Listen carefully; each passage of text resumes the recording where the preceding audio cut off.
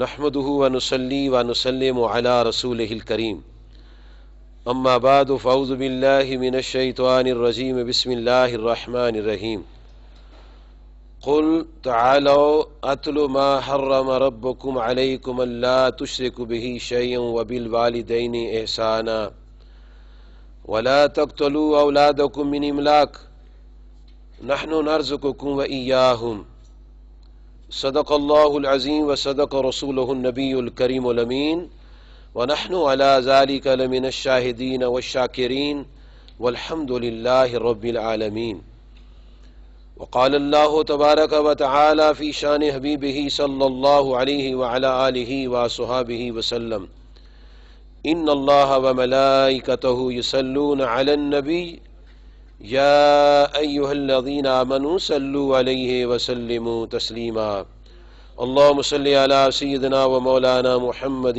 وعلی آل سیدنا و مولانا محمد وصحاب سیدنا و مولانا محمد وبارک وسلم الصلاة والسلام علیک یا سیدی یا رسول اللہ وعلی آلک واصحابک یا سیدی یا حبیب اللہ السلام علیکم ورحمۃ اللہ وبرکاتہ۔ انتہائی واجب الاحترام بزرگوں، دوستوں، عزیزوں اور میری بہنوں، بندہ ناچیز نے آپ کے سامنے 8ویں پارہ سے سورۃ الانعام کی آیت نمبر 151 کا زیادہ حصہ تلاوت کرنے کا ثواب حاصل کیا ہے اور آپ سب نے سماعت فرما کے ثواب حاصل کمایا ہے۔ ان مقدس کلمات میں رب ذوالجلال نے اپنے محبوب کریم علیہ الصلوۃ والسلام سے خطاب کیا ہے۔ کیا خطاب کیا ہے؟ ارشاد ہوتا ہے، قل، اے محبوب علیہ الصلوۃ والسلام آپ فرمائیں، تعالو، آؤ، اتلو، میں تلاوت کرتا ہوں اور تم سماعت کرو۔ کیا وہ سماع ہوگا جب خود صاحب قرآن تلاوت کرتے ہوں؟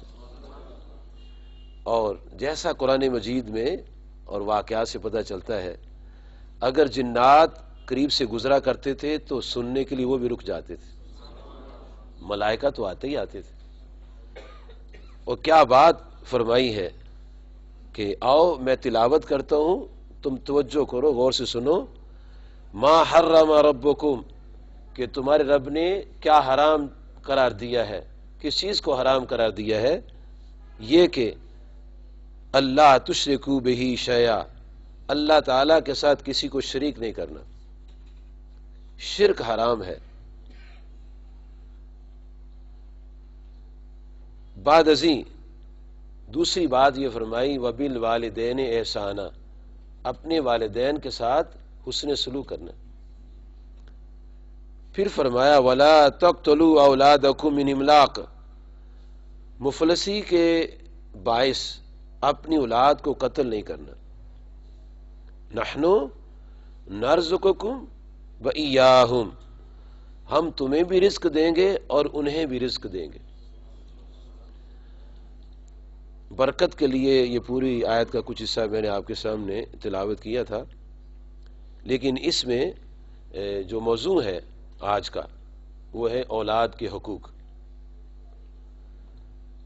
اس لیے اس آیت میں سے یہ حصہ لینا ہے، وَلَا تَقْتُلُوا أَوْلَادَكُم مِّنْ إِمْلَاقٍ نَحْنُ نَرْزُقُكُمْ وَإِيَّاهُمْ۔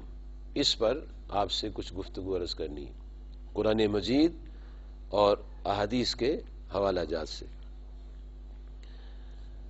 اولاد اللہ تعالیٰ کی بہت بڑی نعمت ہے، یہ وہ نعمت الہیہ ہے کہ جس کے لیے اللہ تعالیٰ کے انبیاء نے بھی دعائیں فرمائیں، اور جس نعمت کے لیے انبیاء دعا کرتے ہیں آپ اندازہ فرمائیں وہ کیسی عظیم نعمت ہے۔ جناب حضرت زکریا علیہ السلام جب حضرت بی بی مریم سلام اللہ علیہا کی کفالت کیا کرتے تھے تو ایک دن آپ جب وہاں تشریف لے گئے تو کیا دیکھتے ہیں کہ وجد عندہا رزقا، جناب زکریا علیہ السلام نے دیکھا کہ بی بی مریم سلام اللہ علیہا کے پاس کھانا پڑا ہوا ہے اور بے موسم کا پھل بھی ہے، ایسی چیزیں ہیں جن کا موسم نہیں تھا۔ تو آپ نے اجتہاد کیا آپ نے غور فرمایا کہ یہ چیزیں تو اللہ تعالیٰ کی شان سبحان اللہ موسم کی نہیں ہے. تو آپ نے ان چیزوں کو دیکھ کر بی بی مریم سے فرمایا کہ یا مریم انا لکی ھذا، اے مریم یہ کہاں سے تجھے چیزیں مل گئی ہیں؟ آج کل تو ان کا موسم نہیں ہے، یہ کہاں سے تجھے کھانا ملا ہے؟ تو بی مریم سلام اللہ علیہا عرض کرتی ہیں قالت هو من عند اللہ، اے زکریا علیہ السلام آگے تو آپ ہی لا کر دیا کرتے تھے، آج خود رب کائنات نے یہ کھانا بھیجا، اللہ تعالیٰ کی طرف سے یہ رزق آیا ہے. تو آپ نے فوری طور پر یہ فیصلہ کیا کہ میرے مالک کی یہ شان ہے کہ وہ ایسے وقت میں ایسی چیزیں دینے پر قادر ہے کہ جن کا وقت نہیں ہوتا، یہ بے موسم کھانے. تو ان کے دل میں ایک بات آئی کہ جب اللہ تعالیٰ بے موسم کا پھل دے سکتا ہے تو اللہ تعالیٰ ایسے وقت میں اولاد بھی دے سکتا ہے جبکہ عام طور پر دنیا کے لوگ کہتے ہیں اولاد نہیں ہوتی. تو آپ نے رب کائنات کے حضور دعا کی، ہنالک دعا ذکر ربہ، جناب زکریا علیہ السلام نے اپنے رب سے دعا کی اسی مقام پر جہاں وہ کھڑے تھے، اللہ کی ولیہ کے پاس کھڑے تھے، وہیں دعا کی. کیا؟ قول رب ھب لی من لدنک ذریۃ طیبہ، کہ اے میرے پروردگار مجھے پاک ستھری اولاد عطا فرما. یہ انہوں نے دعا کی اور ساتھ اللہ تعالیٰ کی ان صفات کا بھی ذکر کیا، انک سمیع الدعاء، مولا کریم تو دعاؤں کو سننے والا ہے. یہ آپ نے بڑھاپے کے عالم میں دعا کی تو اللہ تعالیٰ نے اسی وقت فرشتے بھیج دیے. جناب جبرائیل علیہ السلام کی قیادت میں فرشتے آئے.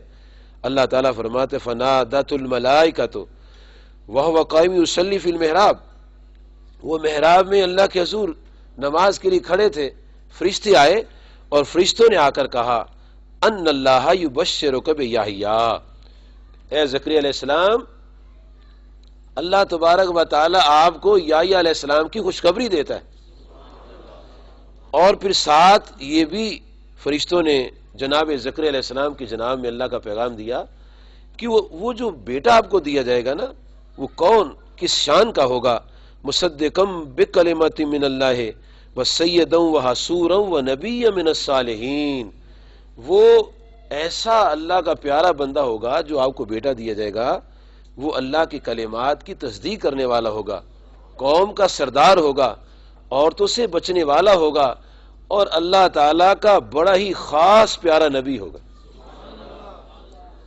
تو اللہ نے بیٹے کی خوشخبری دی تو اللہ نے بھی خوشی کا اظہار کیا. اولاد ملے تو خوشی ہوتی ہے نا، تو اولاد لینے والے کو خوشی ہوتی ہے، اولاد دینے والے کو بھی خوشی ہوتی ہے، یعنی اللہ تعالیٰ بھی اولاد دے کر خوش ہوتا ہے. تو اولاد بہت بڑی نعمت ہے.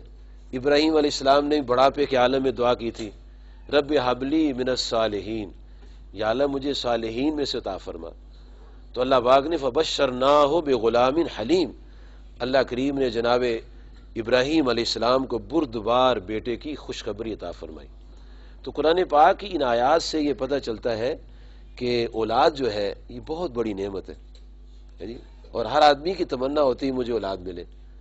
اور یہ آیات بتاتی ہیں کہ انبیاء علیہ السلام نے بڑھاپے کے عالم میں اللہ کے حضور دعائیں کی ہیں. اللہ تعالیٰ نے یہ جو نعمتیں دی ہیں وہ لڑکی کی صورت میں ہیں یا لڑکے کی صورت میں، دونوں اللہ تعالیٰ کی عطا ہے. نہ لڑکے پر ناراضگی ہے نہ لڑکی پر ناراضگی ہے، دونوں پر خوشی ہے کیونکہ دونوں اللہ تعالیٰ کی نعمتیں ہیں. لیکن اللہ تعالیٰ نے ان نعمتوں کو دینے کے ساتھ جو ضابطے اور قوانین ارشاد فرمائے ہیں وہ ہمیں پیش نظر رکھنے ہیں.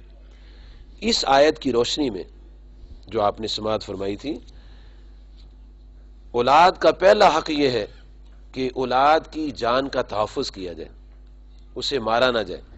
اس کی تفصیل عرض کرتا ہوں. دوسرا اس کا حق ہے کہ بچے کے پیدا ہونے کے بعد اس کے کان میں اذان دی جائے. تیسرا اس کا حق یہ ہے کہ شہد یا کھجور، نبی صلی اللہ علیہ وسلم کھجور لیتے تھے اور بچوں کے تالوں میں لگا دیتے تھے، وہ چوسا کرتے تھے، تہنیک اس کو کہتے ہیں، یہ اس کا حق ہے. پھر اس کا سر منڈوانا، 5ویں نمبر پر اگر لڑکا ہے تو اس کے ختنے کرانا، 6 نمبر پر لڑکا ہے یا لڑکی ہے دونوں کا عقیقہ کرنا، نمبر 7 دودھ پلانا، نمبر 8 اولاد کے درمیان عدل و انصاف کرنا، نمبر 9 رزق کے حلال سے اولاد کی پرورش کرنا، نمبر 10 اچھی تعلیم و تربیت کا انتظام کرنا، نمبر 11 نکاح اور شادی کی ذمہ داری کو نبھانا۔ یہ حقوق ہیں بڑے بڑے جنہیں امام احمد رضا رحمۃ اللہ تعالی علیہ نے فتاوی رضویہ شریف میں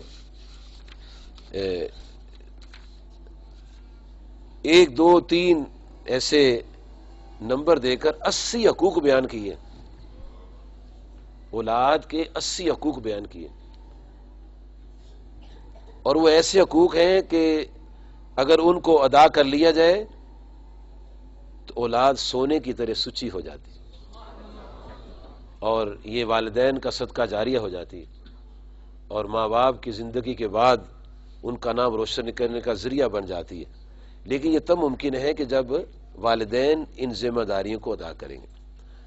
عام طور پر ہم لوگ حقوق والدین کا ذکر سنتے ہیں کہ والدین کے یہ حقوق ہیں، یہ حقوق ہیں، قرآن پاک میں بیان ہے۔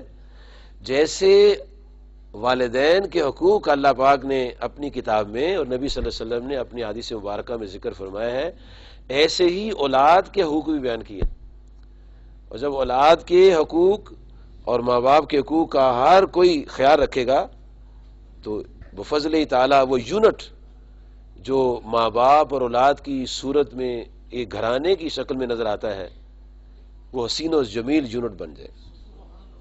اگر ان حقوق کو ادا نہ کیا جائے گا تو پھر نتائج جو ہیں وہ سارے کے سارے ہمارے سامنے ہی ہیں۔ ہم خود دیکھتے ہیں کہ جب ہم حقوق ادا نہیں کرتے تو نتائج کیا برآمد ہوتے ہیں۔ سب سے پہلا جو حق ہے وہ اللہ تعالیٰ کی ذات پاک نے، چونکہ اس دور میں لوگ اپنی اولاد کو مار دیتے تھے اور مفلسی کے ڈر سے مارتے تھے، اور کئی اور معاشرتی حالات کی بنیاد پر وہ اپنے بچوں کو قتل کر دیتے تھے۔ تو اللہ تعالیٰ نے اپنی بندگی والدین کے ساتھ حسن سلوک کے بعد یہ ارشاد فرمایا کہ اپنی اولاد کو قتل نہیں کرنا۔ اس دور میں بچیوں کو قتل کر دیا جاتا تھا، اور یہ قبائل بنی تمیم قبیلے والے لوگ یہ تو زندہ درگور کر دیتے تھے اپنی بچیوں کو، جب 5-6 سال کی ہوتی تھی دفن کر دیتے تھے۔ اور نبی کریم صلی اللہ علیہ وسلم کے دنیا میں تشریف لانے سے پہلے اتنا اندھیرا تھا کہ صنف نازک کا کوئی حق نہیں تھا، کوئی پہچانتا نہیں تھا کہ ان کے ہمارے اوپر کیا حقوق ہیں، اور ان کو ایک ایسی مخلوق سمجھا جاتا تھا کہ جو جانور سے بھی گھٹیا مخلوق ہوتی۔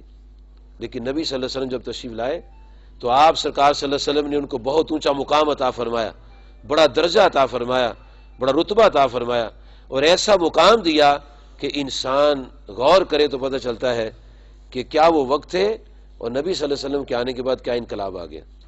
قرآن مجید فرقان حمید میں اللہ تعالیٰ نے ایک واقعہ بیان فرمایا ہے، سورۃ نحل میں آیت نمبر 58 اور 59 میں ذکر ہوتا ہے۔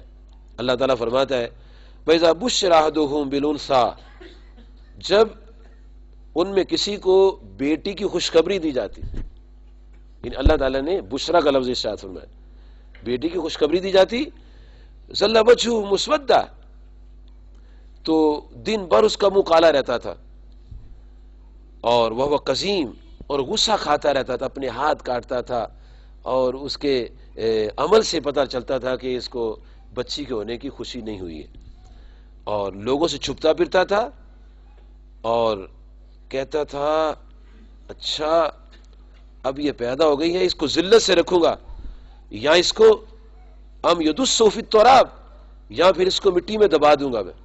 وہ جو حالات تھے اللہ تعالیٰ نے ان حالات کو اپنی کتاب کے اندر بیان کیا کہ ایسے حالات تھے اور ایسے لوگ کرتے تھے۔ تو جب نبی صلی اللہ علیہ وسلم دنیا میں تشریف لائے تو آپ سرکار صلی اللہ علیہ وسلم نے کتنی عظمت اور کتنا مرتبہ اور کتنی شان اس صنف کو عطا فرمائی کہ نبی صلی اللہ علیہ وسلم نے فرمایا کہ جو دو لڑکیوں کی پرورش کرے گا، انہیں ادب سکھائے گا، اخلاق سکھائے گا، تو قیامت کے دن یہ ایمان والا میرے ساتھ ایسے ہوگا، آپ نے دو انگلی کی مثال دے کر سمجھا، جس طرح یہ دو انگلیاں آپس میں ہے نا، وہ شخص میرے ساتھ ایسے ہوگا۔ اور ایک حدیث شریف میں نبی صلی اللہ علیہ وسلم نے فرمایا کہ جس نے 3 بیٹیوں کی پرورش کی، ان کو ادب سکھایا، اخلاق سکھایا، ان کا دین سنوارا، ان کی زندگی سنوار دی، ان کو صحیح انسانی تعلیم سکھائی، علم دین سکھایا، جی معاشرت کے جو نظام تھے اس میں ان کو صحیح زندگی کا سلیقہ سکھا دیا، تو نبی صلی اللہ علیہ وسلم فرماتے ہیں کہ یہ شخص جو ہوگا، اس کی 3 بیٹیاں جو ہیں اس میں ان کو جنت میں لے جانے کا ذریعہ بن جائیں۔ صحابہ کرام رضی اللہ عنہ نے عرض کی، یا اللہ صلی اللہ علیہ وسلم، اگر کسی کی 2 بیٹیاں ہیں اور 2 بیٹی اس نے تربیت کی ہے، اس کو اخلاق سکھایا ہے، ان کو دین سکھایا ہے، ان کو صحیح انسان بنا دیا ہے، فرمایا 2 بیٹیاں بھی شفاعت کریں گی۔ صحابہ کہتے ہیں کہ ہم نے ایک کا نہیں پوچھا، اگر ایک کا پوچھا تو ایک کا بھی بتا دیتے سرکار دو عالم صلی اللہ علیہ وسلم۔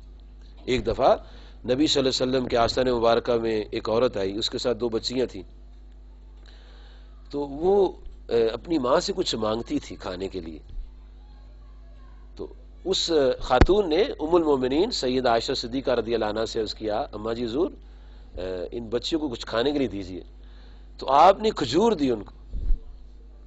اس عورت نے کیا کیا، اس کھجور کے 2 ٹکڑے کیے اور دونوں میں آدھا تقسیم کر دیا، خود نہیں کھایا۔ جب وہ عورت چلی گئی تو نبی صلی اللہ علیہ وسلم کو ام المومنین سیدہ عائشہ صدیقہ رضی اللہ عنہا نے بتایا، ایسے سے وہ عورت آئی تھی اور ایسے سے اس نے کھجور کو توڑا اور ایسے دے دیا۔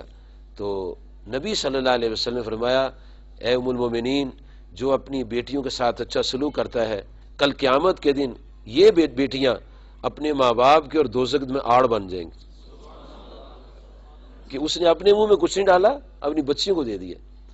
تو اس دور میں لوگ جو تھے وہ اپنی بچیوں کو دفن کر دیتے تھے، تو اللہ تعالیٰ نے خصوصی طور پر اس کا ذکر کیا ہے، اور سورۃ الممتحنہ میں آیت نمبر 12 میں اللہ تعالیٰ ارشاد فرماتا ہے، یا ایھا النبی اذا جاءک المؤمنات یباینک، اے پیارے نبی علیہ السلام، جب ایمان والی عورتیں آپ کے پاس حاضر ہوں بیعت کرنے کے لیے کہ آپ انہیں بیعت کریں، تو چند باتوں کا ذکر کرنا ہے کہ اگر تم نے بیعت کرنی ہے تو یہ شرائط ہے، اگر تم ان شرائط پر پوری اترتی ہو تو پھر بیعت کر لیتے۔ وہ کیا شرائط تھی؟ نمبر 1، لا یشرکن باللہ، اللہ کے ساتھ کسی کو شریک نہ کرنا۔ نمبر 2، ولا یسرکن، چوری نہیں کرنی، ولا یزنین، بدکاری نہیں کرنی، ولا یقتلن اولادہن، اور اپنی اولاد کو قتل نہیں کرنا۔ یہ 7 شرط رکھی تھی، اور آگے ہے کہ کسی پر بہتان نہیں لگانا، اور معروف کاموں میں تم نے احکام کی تعمیل کرنی ہے۔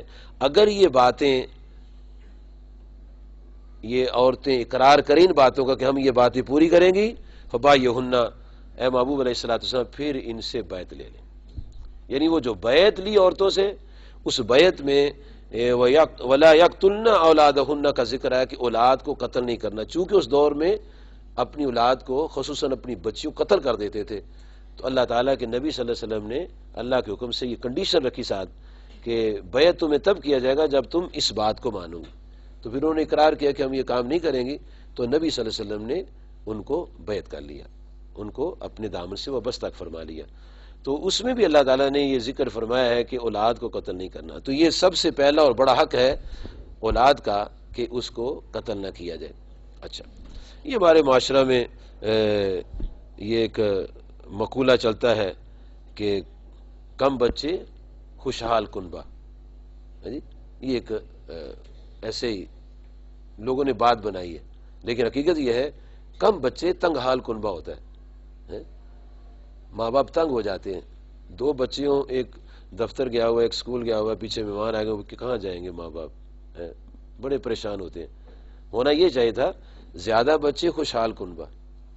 لیکن اللہ تعالیٰ نے 7 احکام بیان کیے، نبی صلی اللہ علیہ وسلم 7 احکام بیان کیے ہیں. یہ نہیں کہ بچے کو جنم دیتے جاؤ، گلیوں میں پھرتے رہیں، وہ آوارہ گردی کریں اور وہ بھنگی چرسی ہو جائیں. یہ نہیں، ان کی تعلیم و تربیت کا حکم دیا ہے. ادب سکھانا ہے، اخلاق سکھانا ہے، دین سکھانا ہے جی. نبی کریم صلی اللہ علیہ وآلہ وصحبہ وبارک وسلم کی ذات پاک نے یہ کوئی ایسا مقولہ نہیں دیا، کوئی آپ کا قول نہیں ہے کہ آپ نے فرمایا کہ بچے تھوڑے ہو تو خوشحال کنبہ ہوتا ہے جی. نہیں، یہ ہمارا اپنا بنایا ہوا ہے. بچے ہوں لیکن انسان، ان کو انسان بنائیں، ان کی تربیت کریں، اخلاق سکھائیں. تو یہ عورت اور مرد پر جو ماں باپ بن جاتے ہیں ان پر یہ پہلا فرض ہے کہ اپنی اولاد کو قتل نہ کریں.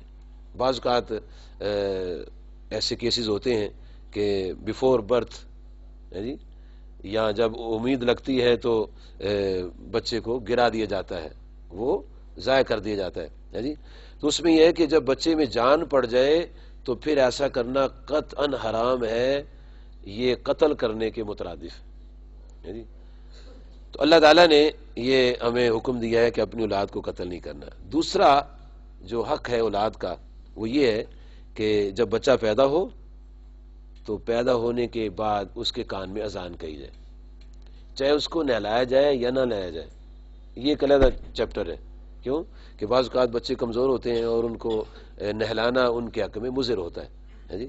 اگر بچہ صحت مند ہوتا ہے، ہیلدی ہوتا ہے تو پھر وہ دائیاں وغیرہ نہلا دیتی ہیں. لیکن اگر بچہ کمزور ہو تو پھر اس کو نہلانا نہیں چاہیے، پھر اس کو مشورہ کر کے نہلانا جی کب نہلانا اس کو، یہ نہ ہو کہ وہ ایکسپائر ہو جائے کیونکہ اس کا بھی اثر پڑتا ہے جسم پر. تو سب سے پہلا جو پیدائش کے بعد حق ہے اور ترتیب میں دوسرا حق جو ہے کہ بچے کان میں اذان دی جائے. اور اذان کیوں دی جائے؟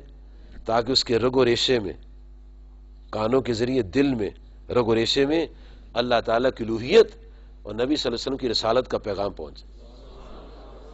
اور یہ حقیقت ہے کہ آوازوں کے اثرات ہوتے ہیں جسموں پر.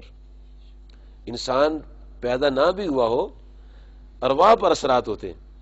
وہی قرآن مجید کی آیت کی روشنی میں ابراہیم علیہ السلام کا واقعہ موجود ہے کہ اللہ تعالیٰ نے ابراہیم علیہ السلام کو فرمایا کہ اے پیارے ابراہیم علیہ السلام، آپ کوہ ابو قبیس پر کھڑے ہو کر آواز دیجیے، آؤ لوگو حج کرو.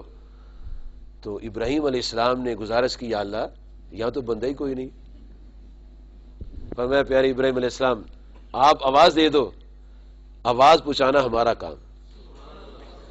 تو جتنی ارواح نے پیدا ہونا تھا اللہ تعالیٰ نے سب ارواح تک وہ آواز پہنچا دی. یہ اللہ تعالیٰ کا اپنا کام ہے، آواز پہنچانا اللہ کا کام ہے. ہمارے کئی جھگڑے محض اسی وجہ سے ہیں کہ ہم اللہ تعالیٰ کی قدرت کو نہیں مانتے. جب اللہ تعالیٰ کی قدرت کو مانے تو پھر آوازوں کے پہنچنے کے جھگڑے بھی ختم ہو جائیں. پھر آواز تو اللہ نے پہنچانی ہے اور سنانی بھی اسی نے ہے. اگر وہ نہ سنائے تو نہیں سنی جا سکتی، نہ پوچھے تو نہیں پہنچ سکتی. وہ چاہے تو کہاں مرضی پہنچا دے آواز، جس کے کانوں تک مرضی، جس کی شنوائی اس کو قبول کر لے. یہ اللہ تعالیٰ کی عطا ہے.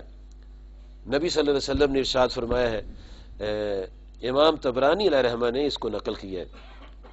ابن قیم الجوزی صاحب نے اپنی کتاب جلال الافہام میں اس حدیث کو حضرت ابو درداء رضی اللہ تعالیٰ عنہ سے طبرانی کے حوالہ سے نقل کیا ہے. اور قاضی محمد سلیمان منصور پوری صاحب نے اپنی کتاب صلاۃ و سلام علی خیر الانام میں اس کا ترجمے میں اس کو نقل کیا ہے کہ کریم آقا صلی اللہ علیہ وسلم فرماتے ہیں کہ لیس من عبد یصلی علیہ الا بلغنی صوت ہے سکانا. کوئی بندہ دنیا کے کسی کونے میں مجھ پر درود سی پڑھے، اس کی آواز مجھے مدینہ سی پہنچ جاتی. اب آواز، اب یہ الیکٹرانک میڈیا کا دور ہے، اب تو یہ کسی کو شک نہیں کرنا چاہیے، کسی کو جھگڑا نہیں کرنا چاہیے کہ آواز نہیں پہنچتی ہے جی. کہاں دنیا کا ایک کونا ہوتا ہے، دوسرے کونے میں کار کے اندر آدمی بیٹھا ہے، شیشے چڑھائے ہوئے اس نے، سردی اس کو لگ رہی ہے، وہ اپنے آپ کو بند کر کے بیٹھا ہے، پھر وہاں بھی آواز آ جاتی ہے. یہ آواز سائنس پہنچاتی ہے، وہ آواز اللہ خود پہنچاتا ہے. تو اللہ سے طاقتور تو کوئی نہیں ہے. اور سائنس کے اندر جو کمال ہے یہ بھی اللہ نے پیدا کیا ہے. بندے میں جتنا بھی کمال ہے سب اللہ تعالیٰ کا ہے. کوئی انوینشن ہو، چاہے وہ کافر انوینشن کرتا ہے یا مسلمان انوینشن کرتا ہے، ایجاد کرتا ہے، یہ اللہ تعالیٰ ہی فہم دیتا ہے. اللہ تعالیٰ کے فہم دیے بغیر کوئی کچھ نہیں کر سکتا. جس نے بھی جو بھی کیا ہے جی وہ اللہ تعالیٰ کے فہم دینے سے ایسا ہوتا ہے. تو اللہ تعالیٰ آوازیں پہنچاتا ہے. صحابہ کرام رضی اللہ عنہم نے عرض کیا یا رسول اللہ صلی اللہ علیہ وسلم ایک بات عرض کرنا چاہتے ہیں کہ آپ نے فرمایا کہ کوئی کہیں سے مجھ پر درود شریف پڑھے اس کی آواز مجھے پہنچ جاتی ہے، تو جب آپ دنیا سے تشریف لے جائیں گے وبعد وفاتک، آپ کی وفات کے بعد کیا ارشاد ہے؟ فرمایا گھبراؤ نہیں، وبعد وفاتی، وفات کے بعد بھی واضح پہنچے گی. کیوں؟ ان اللہ حرم علی الارض ان تاکل اجساد الانبیاء، اللہ کریم نے زمین پر حرام کر دیا ہے وہ انبیاء کے جسموں کو نہیں کھاتے. تو یہ آوازیں پہنچانا جو ہے یہ اللہ تعالیٰ کا کام، اور یہ تو پیدا ہو چکا ہے. جب اس کے کان میں آواز جاتی ہے تو رگ و ریشے سے ہو کے اس کے دل تک رونگٹے رونگٹے میں اللہ تعالیٰ کی شہادت کہ وحدہ لا شریک ہے، نبی صلی اللہ علیہ وسلم کی رسالت کی شہادت وہ اس کے جسم کے اندر پہنچ جاتی ہے. اور پھر آپ نے دیکھا ہوگا کہ جب جنازے کی نماز ہوتی ہے، جنازے کی نماز میں نہ اذان ہوتی ہے اور نہ ہی تکبیر ہوتی ہے. یہ دونوں کام نہیں ہوتے. یہ دونوں کام پیدا ہوتے ہی کر لیے جاتے ہیں. جب انسان پیدا ہوتا ہے اس کے کان میں اذان کہی جاتی ہے اور اقامت بھی کہی جاتی ہے. دائیں کان میں اذان اور بائیں کان میں اقامت. اور پھر جب آدمی فوت ہوتا ہے تو پھر جنازہ پڑھا جاتا ہے، اور ہمیں اس حال سے سمجھایا گیا کہ تمہاری بس زندگی اذان، اقامت اور جماعت کے درمیان کی زندگی. اتنی مختصر سی زندگی، 100 سال کے بعد بھی انسان کہتا ہے کل کی بات ہے. تو اللہ تعالیٰ نے ایسے خوبصورت انداز میں ہمیں سمجھایا ہے کہ دیکھو لوگو، تم زندگی کے کتنے ایام رہتے ہو، ادھر اذان ہوئی ہے، پھر اقامت ہوئی ہے، پھر تمہاری جماعت ہو گئی، جنازہ پڑھ دیا گیا. ایک بہت بڑے فقیہ ہوئے ہیں حضرت مفتی امجد علی صاحب، یہ امام مرزا رحمۃ اللہ کے خلفاء میں سے ہیں. انہوں نے ایک کتاب لکھی ہے بہار شریعت. بہار شریعت فقہ کی کتابوں کے اندر بڑا مقام اس کا ہے. یعنی جیسے ہوتا ہے نا لوگوں میں سید ہوتے ہیں، سردار ہوتے ہیں، انبیاء میں سید ہوتے ہیں، ہمارے آقا سردار ہیں سب کے، ملائکہ میں سردار ہے جناب جبریل علیہ السلام، صحابہ میں سردار ہے جناب ابوبکر صدیق رضی اللہ عنہ، آئمہ میں سردار ہیں امام ابو حنیفہ رحمۃ اللہ تعالی علیہ. ایسے ہی فقہ کی کتابوں میں سردار ہے بہار شریعت. بہت اس کتاب کو فضیلت حاصل ہے. اس کے 15ویں حصے میں، 15ویں جلد میں 15ویں حصے میں مفتی امجد علی صاحب نے لکھا ہے کہ جب بچے کے کان میں اذان دو، چاہے وہ لڑکی ہے یا لڑکا ہے، اس کا کوئی امتیاز نہیں ہے. اذان دینے میں لڑکی لڑکے کوئی امتیاز نہیں ہے. 4 دفعہ اذان اور 3 دفعہ اقامت، یہ بہار شریعت میں 15ویں حصے میں لکھا ہوا ہے. عام طور پر لوگ ایک دفعہ اذان دے لیتے ہیں، ایک دفعہ اقامت کر لیتے ہیں. تو یہ انہوں نے برکات اور فیوز جو ہے ان کو مزید انڈھیلنے کے لیے یہ ترتیب فرمائی ہے. نبی صلی اللہ علیہ وسلم نے خود اپنے نواسے حضرت امام حسن رضی اللہ عنہ کی کان میں اذان عطا فرمائی تھی. کتنے خوش نصیب ہے جن کے کان میں آواز گئی اور ان کے رگ و ریشے میں کیسی آوازیں پہنچی اور کس طرح انہوں نے زندگی گزاری اور کیسی شان سے زندگی گزاری کہ آقا صلی اللہ علیہ وسلم نے ایک تو ان کے جنتیوں کے سردار ہونے کی خوشخبری دی، اور دوسرے فرمایا ایک وقت آئے گا میرا یہ شہزادہ مسلمانوں کی 2 جماعتوں میں صلح کرائے گا. آقا صلی اللہ علیہ وسلم نے ان کے کان میں آواز عطا فرمائی. یہ حضرت ابو رافع رضی اللہ عنہ اس کی روایت کرتے ہیں. پھر یہ اذان کا فائدہ یہ ہوتا ہے کہ جب اذان کہی جاتی ہے شیطان بھاگ جاتا ہے. یہ شیطان کے خلاف اعلان جہاد ہے. اذان شیطان کے خلاف اعلان جہاد ہے. تو پیدا ہوتے ہی بچے کے کان میں اذان کہی جاتی ہے تاکہ شیطان اسے بھاگ جائے اور اللہ تعالیٰ اس کو شیطان سے محفوظ فرمائے.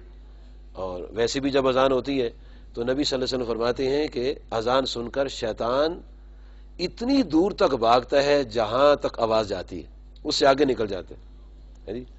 اور یہ مؤذن پکار کرتا ہے، یہ اللہ تعالیٰ کی طرف سے اس کی پکار ہے. ہم کہتے ہیں شاید مسجد کا یہ مؤذن پکار رہا ہے، نہیں، اللہ تعالیٰ کا نمائندہ پکار رہا ہے. اور اللہ تعالیٰ کے نمائندے نے کتنی خوبصورت پکار کی، حی علی الصلاۃ حی علی الفلاح، آؤ نماز کی طرف، آؤ کامیابی کی طرف.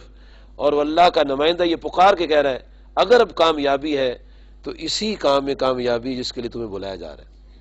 تو بچے کے پیدا ہوتے ہی اس کے کان میں یہ آواز دے دی جاتی ہے تاکہ شیطان جو ہے وہ وہاں سے بھاگ جائے۔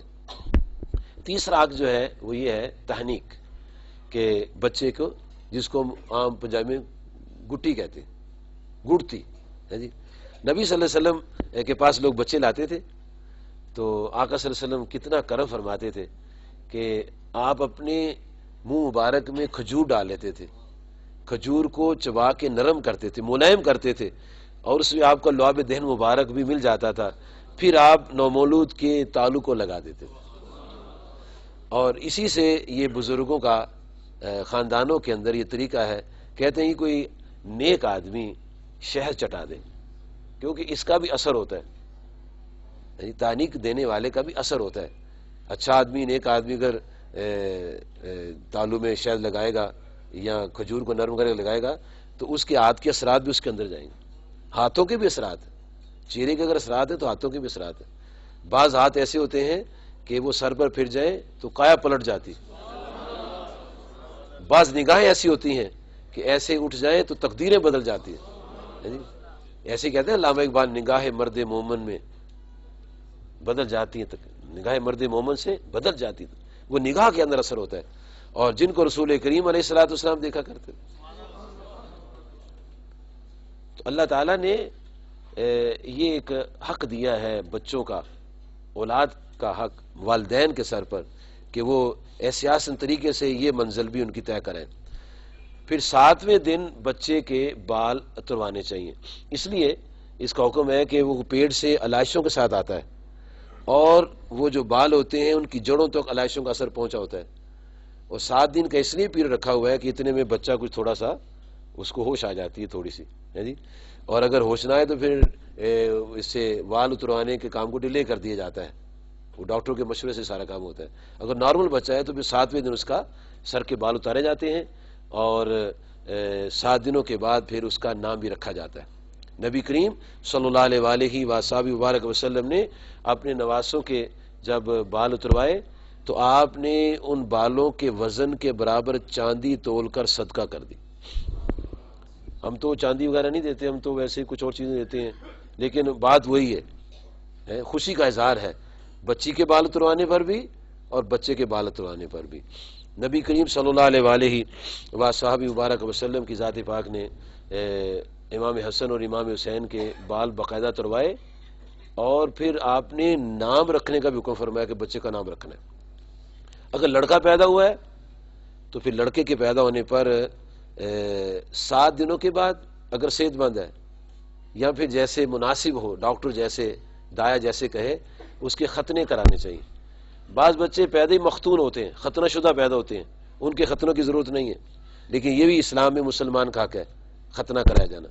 اور ختنے کا طریقہ جو ہے یہ ابراہیم علیہ السلام سے چلا آ رہا ہے، اور ہم چونکہ دین حنیف کے پیروکار ہیں تو دین حنیف کے پیروکار ہونے کے ناطے سے ہم اپنے بچوں کے ختنے کراتے ہیں۔ حضرت ابو ہریرہ رضی اللہ تعالیٰ عنہ سے روایت ہے، اسے امام بخاری صاحب نے صحیح بخاری میں نقل کیا ہے، جلد نمبر 2 صفحہ نمبر 931، شرح سنہ جلد نمبر 6 صفحہ نمبر 222، مسلم شریف جلد نمبر 1 صفحہ نمبر 128 اور صفحہ نمبر 129، در منصور جلد نمبر 1 صفحہ 112، الادب المفرد حدیث نمبر ہے 1292، نسائی شریف جلد 1 صفحہ 7، شرح المانی جلد 9 صفحہ 229، تفسیر قرطبی جلد 1 جز 2 صفحہ نمبر 100 حدیث نمبر 105، مسند ابو عوانہ جلد 1 صفحہ 90۔ ان تمام کتابوں میں یہ حدیث ہی موجود ہے کہ سرکار دو عالم صلی اللہ علیہ وسلم نے فرمایا کہ فطرت سے 5 چیزیں ہیں، فطرت سے انسان کے اوپر 5 چیزیں ہیں۔ نمبر 1 ختنے، بچہ ہو تو ختنے۔ نمبر 2 زیر ناف بالوں کو لینا۔ نمبر 3 بغلوں کے بال صاف کرنا۔ نمبر 4 ناخن تراشنا، اور نمبر 5 یہ مونچھوں کو پست کرنا، تراشنا۔ یہ فطرت سے چیزیں چلی آ رہی ہیں، اور ان فطرت والی چیزوں کو ہر مسلمان کو اپنانا چاہیے، اس میں جھگڑا نہیں کرنا چاہیے۔ اس ختنے کے بعد بچے کا اگلا جو حق ہے اس کا عقیقہ کرنا ہوتا ہے۔ اب عقیقہ سنت ہے، اس میں حدیثوں میں آتا ہے، نسائی شریف میں آتا ہے کہ لڑکے کے لیے 2 اور لڑکی کے لیے 1، یعنی بکرے یا بکری کی یا بھیڑ کی نسل سے، جیسے قربانی کے جانور کے ضابطے ہوتے ہیں کہ جو شرائط اس کے لیے ہوتی ہیں وہی شرائط عقیقے کے جانور کے لیے ہوتی ہیں جی۔ حضور صلی اللہ علیہ وسلم نے بھی اپنے شہزادوں کے عقیقے فرمائے تھے، یہ 7ویں دن کر لیں یا جب توفیق ہو۔ حدیث میں آتا ہے کہ بچہ عقیقے میں گروی ہوتا ہے، اور گروی جو مال ہوتا ہے وہ قابو میں ہوتا ہے، جب گروی مال چھڑا لیا جاتا ہے تو آزادی ہو جاتی ہے۔ تو یہ اصل میں بچے کی آزادی کا ایک ذریعہ ہے جی، لیکن اس میں کوئی کمپلشن نہیں ہے کہ غریب ہے تو قرضہ لے کے عقیقہ کرے، نہیں، جب گنجائش ہو۔ بعض اوقات بچہ بالغ ہو جاتا ہے، گنجائش نہیں ہوتی، پھر جب بالغ ہوتا ہے تو پھر اس کو گنجائش آ جاتی ہے تو اس وقت بھی کر سکتا ہے، لیکن اگر اللہ پاک نے گنجائش دی ہوئی ہے تو پھر 7ویں دن عقیقہ بھی کر لینا چاہیے۔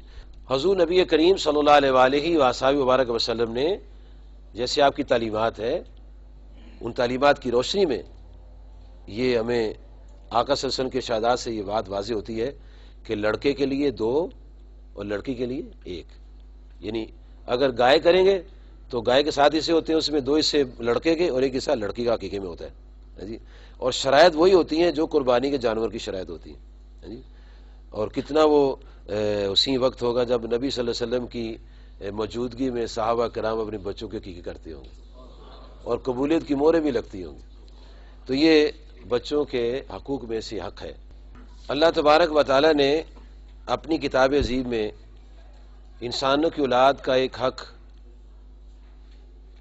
یہ بھی ارشاد فرمایا ہے، والوالدات یرضعن اولادہن حولین کاملین، کہ مائیں اپنی اولاد کو دودھ پلائیں، اپنے بچوں کو دودھ پلائیں پورے 2 سال، اسے کہتے ہیں حق رضاعت، 2 سال دودھ پلانا۔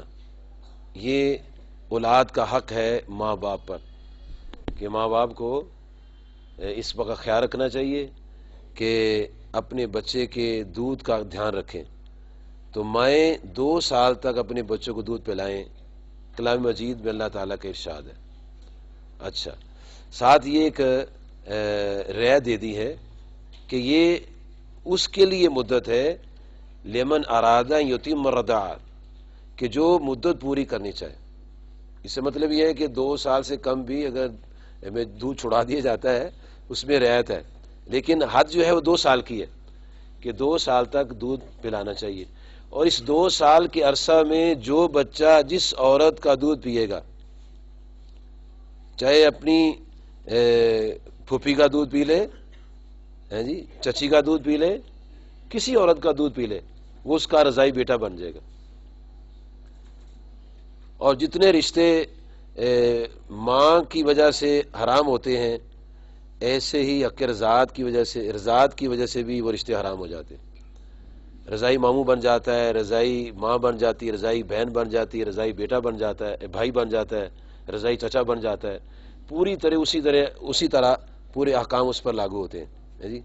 اور یہ بات آپ نے سنی ہوگی کہ نبی صلی اللہ علیہ وسلم کی ذات پاک نے اپنی اماں جی زور کا بھی دودھ پیا، اور بی بی شفا کا بھی دودھ پیا، بی بی ثویبہ کا بھی دودھ پیا، اور بی بی حلیمہ سعدیہ کا بھی دودھ پیا۔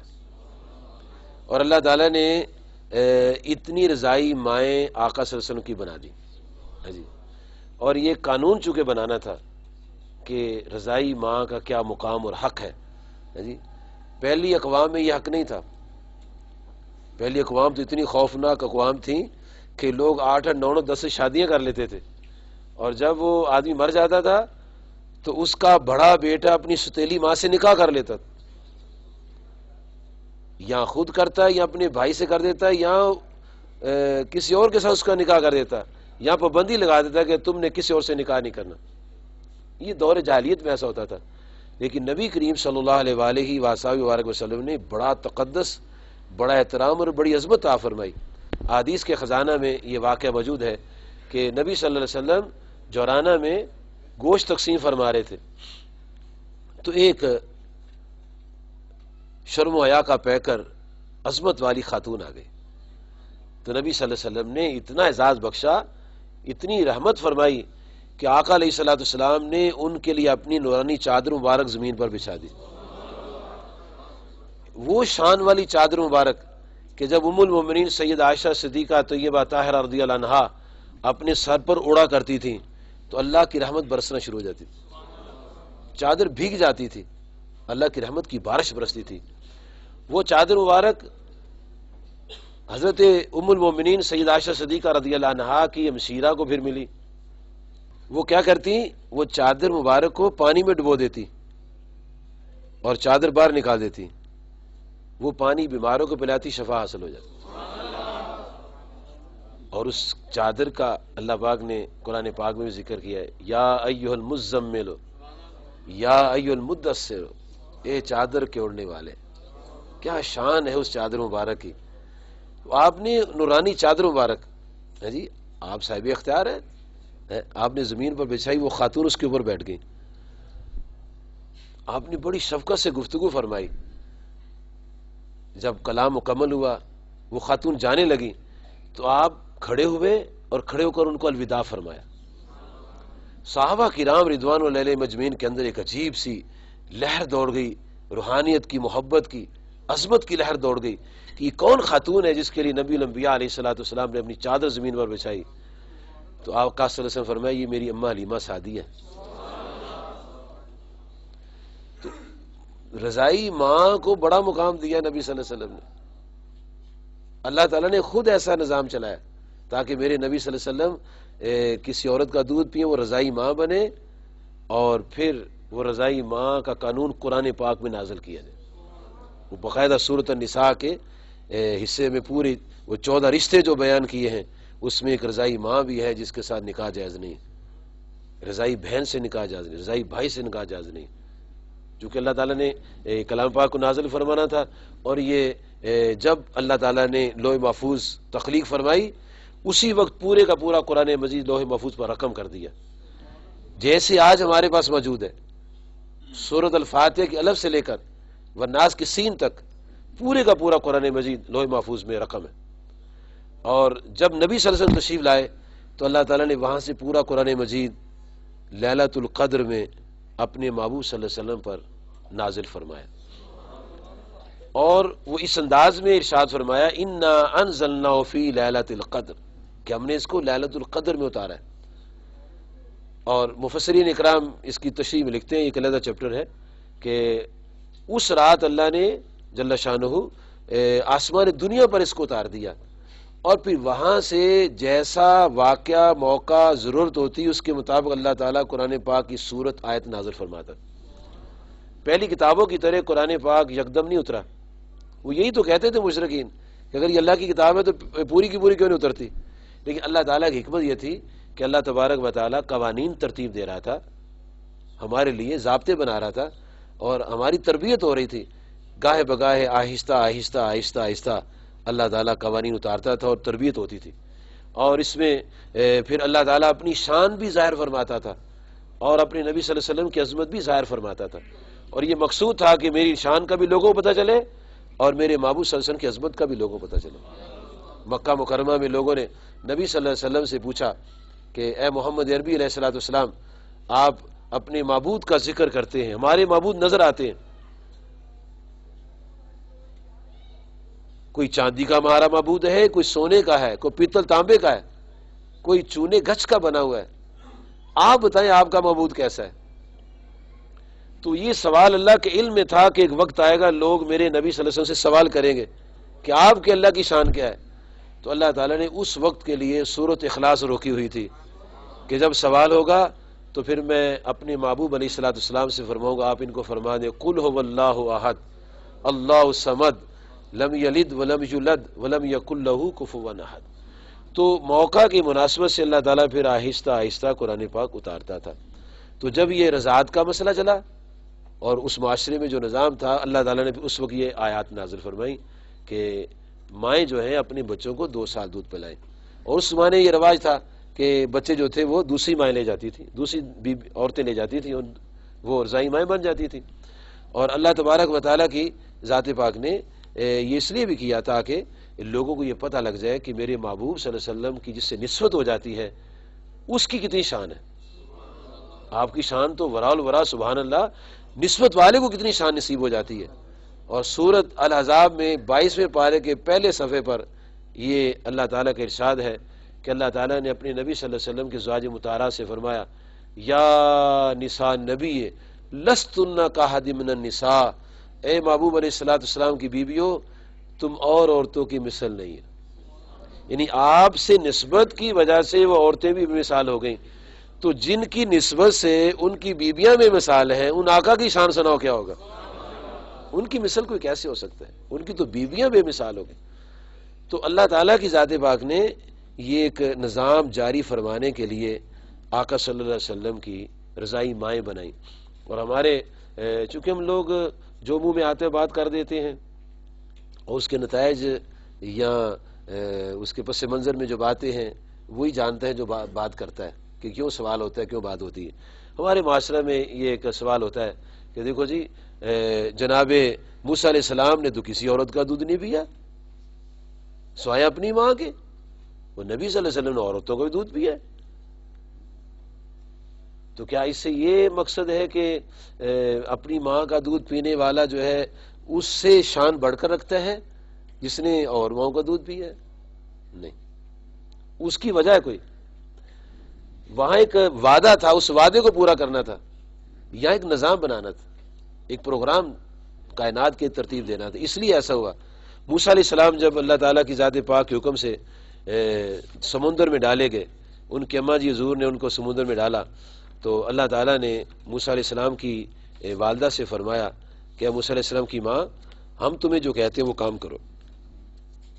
کیا ارشاد ہوا کہ موسیٰ علیہ السلام کی ماں تو اپنے بچے کو دودھ پلاتی رہ، وَأَوْحَيْنَا إِلَىٰ أُمِّ مُوسَىٰ أَنْ أَرْضِعِيهِ، اللہ پاک نے موسیٰ علیہ السلام کی ماں سے فرمایا موسیٰ کی ماں تو بچے کو دودھ پلاتی رہ، اور فَإِذَا خِفْتِ عَلَيْهِ، جب تجھے خوف لاحق ہو کہ فرعون میرے بچے کو قتل کر دے گا تو فَأَلْقِهِ فِي الْيَمِّ، تو اپنے بیٹے کو سمندر میں ڈال دینا۔ اب اس نے سوچا مجھے رب کہہ رہا ہے اس کو سمندر میں ڈال دینا، یہ تو مر نہ جائے کہیں، تو اللہ پاک نے فرمایا وَلَا تَخَافِي وَلَا تَحْزَنِي، اے موسیٰ کی ماں تم نے کوئی خوف نہیں کرنا، غم نہیں کرنا، اِنَّا رَادُّوهُ إِلَيْكَ، یہ تیرا بچہ میرا تیرے ساتھ وعدہ ہے واپس تیرے پاس لوٹاؤں گا، وَجَعِلُوهُ مِنَ الْمُرْسَلِينَ، اور تیرے بیٹے کو میں رسول بھی بناؤں گا۔ یہ وعدہ تھا، اس وعدہ کی وجہ سے اللہ تعالیٰ نے اور کسی عورت کا دودھ نہیں پینے دیا، اگر وہ کسی اور عورت کا دودھ پی لیتے تو ماں کے واپس نہ آتے، اللہ تعالیٰ نے ان کو واپس لوٹانے کی وجہ سے۔ اور پھر اللہ تعالیٰ کی ذات پاک کی شان دیکھو کہ جب فرعون کے ہاں پہنچ گئے موسیٰ علیہ السلام تو وہ دودھ مانگنے لگے، تو اس نے دائیاں منگوائیں، کسی دائی کا دودھ نہیں پیا، بالآخر اپنی ماں کا دودھ پیا، اور اللہ پاک نے وہ بات بھی بیان فرمائی آخر انہوں نے اپنی ماں کے علاوہ کیوں دودھ نہیں پیا تھا۔ اللہ تبارک و تعالیٰ اپنی کتاب عظیم میں ارشاد فرماتا ہے کہ ہم نے موسیٰ علیہ السلام کی ماں سے وعدہ کیا تھا کہ موسیٰ علیہ السلام کی ماں ہم یہ بچہ تمہارے پاس واپس لائیں گے، تو ہم نے کیا کیا وَحَرَّمْنَا عَلَيْهِ الْمَرَاضِعَ مِنْ قَبْلِ، ہم نے فرعون کے گھر جانے سے پہلے ہی موسیٰ علیہ السلام پر ہر عورت حرام کر دی، ہر دائی حرام کر دی، یعنی وہ پنگوڑے میں ہیں، چھوٹے بچے ہیں، ان کو یہ ادراک ہے، فہم ہے، شعور ہے، سمجھ ہے کہ میں نے اپنی ماں کے سوا کسی عورت کا دودھ نہیں پینا۔ پھر اللہ تعالیٰ کا بھی حکم آ گیا ہے وَحَرَّمْنَا عَلَيْهِ الْمَرَاضِعَ مِنْ قَبْلِ، اور ہم نے پہلے ہی سب دائیوں پر حرام کر دی، وہ تو اللہ نے خود حرام کر دی، کسی عورت کا دودھ پینا حرام تو نہیں ہے، لیکن ان کے لیے حرام کر دیا کیونکہ ان کو واپس ان کی ماں کے پاس لوٹانا تھا۔ چنانچہ موسیٰ علیہ السلام آیا کرتے تھے، موسیٰ علیہ السلام کی اماں جی آیا کرتی تھیں اور موسیٰ علیہ السلام کو دودھ پلایا کرتی تھیں اور دودھ پلا کے چلی جاتی تھیں، اور ایک دن فرعون اور اس کی بیوی کہتی ہے، بی بی آسیہ رضی اللہ عنہا مومنہ تھی، کہ یہ بیوی بیچاری بڑی دور سے آتی ہے تو ایسے کرتے ہیں اب جب آئے گی نا کہیں گی بچہ واپس لے جاؤ، اپنے گھر لے جاؤ، اپنے گھر لے جاؤ اور بچے کو دودھ پلاؤ، ہم تیرا خرچہ جو ہے گھر میں یہیں سے بھیج دیا کریں گے۔ چنانچہ موسیٰ علیہ السلام کی ماں جب آئیں تو فرعون نے کہا کہ بی بی تم یہ بچہ لے جاؤ، تم اپنے گھر دودھ پلایا کرو، تم روز آتی ہو جاتی ہو تھک جاتی ہو، تو اس کو دودھ پلاؤ، ہم تیری خدمت کریں گے انشاءاللہ تعالیٰ، تیری خدمت کریں گے، تم گھبراؤ نہیں۔ خیر وہ لے کے چلی گئی، جب لے کر واپس آئی تو اللہ تعالیٰ نے فرمایا موسیٰ علیہ السلام کی ماں کو سناؤ موسیٰ علیہ السلام کی ماں انا وعد الحق، ہمارا وعدہ سچا ہے کہ نہیں سچا ہے؟ اللہ فرماتے فرددناہ الی امہ، ہم نے ان کو ان کی ماں کے پاس لوٹا دیا۔ وہ چونکہ ایک وعدہ تھا، اس وعدہ کی وجہ سے انہوں نے اور کسی عورت کا دودھ نہیں پیا، اور نبی صلی اللہ علیہ وسلم نے چونکہ آخری نبی ہیں تو آپ نے قانون رضاعت بھی بنانا تھا کہ رضائی ماں کا کیا مقام ہے، اور اس کا دودھ، کسی عورت کا دودھ پینے والے جو بچے ہیں ان کی کیا عظمت، کیا مقام ہے، وہ ایک ضابطہ اور قانون بنانا تھا۔ اس لیے اللہ تعالیٰ کی ذات پاک نے آپ سرکار صلی اللہ علیہ وسلم کو اور دائیوں کا بھی دودھ پلایا، اور ان کو بھی تو اعزاز حاصل ہو گیا، آپ کی مائیں لگتی ہیں اور آپ نے ان کا اعزاز آپ کے عمل سے آپ نے دیکھا۔ اور جب آپ اپنی دودھ پلانے والی ماں کے ساتھ اتنی محبت کرتے تھے، اتنا احترام بخشتے تھے، تو جب آپ کی اپنی اماں جان حضور وہ آپ کی اعلان نبوت تک ہوتی تو خدا معلوم کیا احترام ہوتا اور کتنی عظمت ان کو ملتی۔ لیکن آپ نے اپنے قوانین میں، ضابطوں میں، اصول میں آپ نے کتنا شرف بخشا ہے کہ ماؤں کے قدموں کے نیچے جنت رکھ دی۔ انہی ماؤں کو اللہ تعالیٰ نے یہ فرمایا کہ تم اپنے بچوں کو دودھ پلاؤ۔ یہ 7واں حق ہے اولاد کا۔ 8واں حق ہے کہ اولاد کے ساتھ عدل و انصاف کیا جائے، اولاد کے درمیان انصاف، عدل سے کام لیا جائے، چھوٹے بڑے کا امتیاز نہ کیا جائے۔ نبی صلی اللہ علیہ وسلم کے اظہار زمانہ یاد میں بھی ایسے واقعات احادیث میں ملتے ہیں کہ لوگ اپنی اولاد کے ساتھ کچھ فرق رکھتے تھے تو نبی صلی اللہ علیہ وسلم منع فرما دیتے تھے۔ سنن ابو داؤد میں جلد نمبر 2 صفحہ 143 پر یہ واقعہ موجود ہے۔ امام احمد بن حنبل رحمۃ اللہ کی کتاب ہے مسند احمد شریف، اس کی 4 جلد کے صفحہ نمبر 270 پر انہوں نے یہ واقعہ نقل کیا ہے۔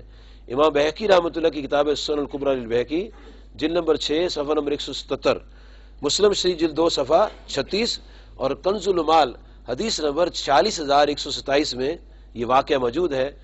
سنن ابو داؤد میں کتاب البیوع کے اندر واقعہ آتا ہے کہ حضرت بشیر رضی اللہ عنہ انہوں نے ایک غلام لیا اور اپنے بیٹے نعمان کو لیا، اور بارگاہ رسالت امام علیہ الصلوۃ والسلام میں حاضر ہوتے ہیں، عرض کرتے ہیں یا رسول اللہ صلی اللہ علیہ وسلم، یہ میرا بیٹا نعمان، یہ میرا غلام، اور میں اس غلام کو اپنے بیٹے کو دینا چاہتا ہوں، ہبہ کرتا ہوں، تو آپ مہربانی فرمائیں، آپ میرے گواہ بن جائیں تاکہ کوئی الجھاؤ نہ رہے۔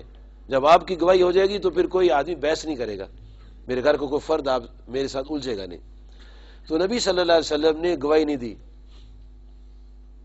بلکہ آپ نے تحقیق فرمائی۔ پہلے فرمایا تم گواہی لینا چاہتے ہو، پہلے مسئلہ یہ تو بتاؤ تیرا ایک بیٹا ہے کہ اور بیٹے بھی ہیں؟ عرض کہ یا رسول اللہ صلی اللہ علیہ وسلم اور بیٹے بھی ہیں۔ فرمایا پھر سنو، اسی کو دے گا غلام یا اوروں کو بھی دے گا؟ عرض کرتے ہیں یا رسول اللہ صلی اللہ علیہ وسلم اس کے لیے ہے، اوروں کو نہیں دوں گا۔ فرمایا یہ تیری تقسیم ناانصافی کی، میں گواہ نہیں بن سکتا۔ آپ نے سمجھا دیا مسئلہ کہ اولاد میں فرق نہیں رکھنا، جتنا ایک کا حصہ ہے اتنا دوسرے کا حصہ ہے، یہ ناانصافی نہیں کرنی۔ جب گھروں میں ناانصافیاں ہوتی ہیں تو پھر نتیجہ کیا ہوتا ہے؟ بچے اپنے ماں باپ کے دشمن ہو جاتے ہیں، ایسے والدین اپنے پاؤں پر خود کلہاڑی مارتے ہیں۔ یہ احساس بعد میں ہوتا ہے، پہلے نہیں ہوتا۔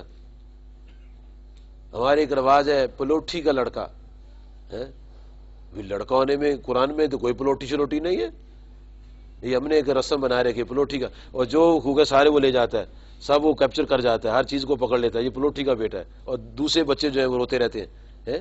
یہ بد رسم ہے ہمارے معاشرہ کی۔ اسلام نے ایسا کوئی ضابطہ اور ایسا کوئی قانون نہیں ارشاد فرمایا کہ پلوٹھی کے بچے کا زیادہ حق ہوتا ہے۔ قرآن مجید میں اللہ تعالیٰ کی ذات پاک نے سورۃ النساء میں جہاں وراثت کا قانون بیان فرمایا ہے، وہاں اللہ کریم نے بڑے صاف صاف الفاظ میں ارشاد فرمایا للذکر مثل حظ الانثیین یوصیکم اللہ فی اولادکم، اللہ تعالیٰ تمہاری اولاد کے بارے میں تمہیں حکم دیتا ہے کیا؟ للذکر مثل حظ الانثیین، کہ 2 لڑکیاں اور 1 لڑکا، 2 لڑکیوں کے برابر 1 لڑکے کا حصہ ہوتا ہے۔ یہاں للذکر فرمایا، اور ان سیان کا لفظ فرمایا. یہاں پلوٹی چلوٹی کوئی ذکر نہیں ہے، مذکر مؤنث. ایک بچہ 40 سال کا ہے، ایک بچہ 2 مہینے کا ہے. باپ کے مرنے کے بعد جتنی وراثت تقسیم کے بعد بڑے کو ملیں گے پیسے دولت، اتنی چھوٹے کو ملے گی. یہ فرق اسلام میں نہیں ہے، تو یہ فرق نہیں کرنا چاہیے. نعمان ابن بشیر جو تھے ان کو انہوں نے غلام پیش کیا، گواہی رسول کریم صلی اللہ علیہ وسلم کی، لیکن آقا صلی اللہ علیہ وسلم نے اس کو اپنی گواہی نہیں دی. فرمایا ناانصافی میں گواہ نہیں بنتا. ایک روایت میں آتا ہے کہ حضرت نعمان غلام لے کر آ گئے. عرض کہ یا رسول اللہ صلی اللہ علیہ وسلم، میرے ابا جی حضور نے مجھے یہ غلام دیا ہے. فرمایا نعمان یہ واپس کر دو، یہ واپس کر دو، تیرے بھائی تیرے مخالف ہو جائیں گے. اب یہ مخالفت بھائیوں میں کون ڈالے گا؟ ماں باپ ڈالیں گے، اور ماں باپ کا فرض ہے کہ اپنی اولاد کے اندر عدل و انصاف کریں. 9واں حق یہ ہے اولاد کا کہ ان کو رزق کے حلال سے پرورش کی جائے. سود کا پیسہ نہ کھلایا جائے، رشوت کے پیسے سے ان کی پرورش نہ کی جائے، چوری ڈاکے کے پیسے سے ان کی پرورش نہ کی جائے، حلال رزق ان کو دیا جائے. اور آپ یہ سن کر دل کے اندر نور پیدا ہوگا کہ نبی صلی اللہ علیہ وسلم کی بارگاہ میں صدقہ کی کھجوریں آئیں تو آقا صلی اللہ علیہ وسلم کے پاس بھاگے بھاگے آئے جناب امام حسن رضی اللہ عنہ. انہوں نے ایک کھجور پکڑی اور اپنے منہ میں ڈالی. آقا علیہ الصلوۃ والسلام نے انگلی ڈال کے کھجور نکال دی.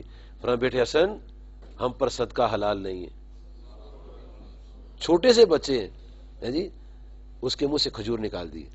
اور ہمیں تربیت دی ہے کلو حلالا طیبا وعملوا صالحا، حلال کھاؤ، کھانا بھی حلال ہے، کھلانا بھی حلال ہے. اولاد کو بھی حلال رزق کما کے دلا کے دینا چاہیے. یہ حق ہے اولاد کا. اگر حرام سے اس کی پرورش کریں گے تو پھر نقصان اپنا ہی ہوگا. بچے تو بگڑ ہی جائیں گے لیکن ساتھ والدین کو بھی نقصان ہوگا. 10واں حق ہے کہ اولاد کی اچھی تعلیم و تربیت کا انتظام کیا جائے. ان کو آوارہ پھرنے کے لیے نہ چھوڑا جائے. جتنے مرضی بچے پیدا کریں جی، اسلام میں کوئی پابندی نہیں ہے، لیکن یہ ان کی تربیت صحیح ہونی چاہیے. یہ نہ ہو کہ گتھم گتھا گھر میں رہتے ہیں.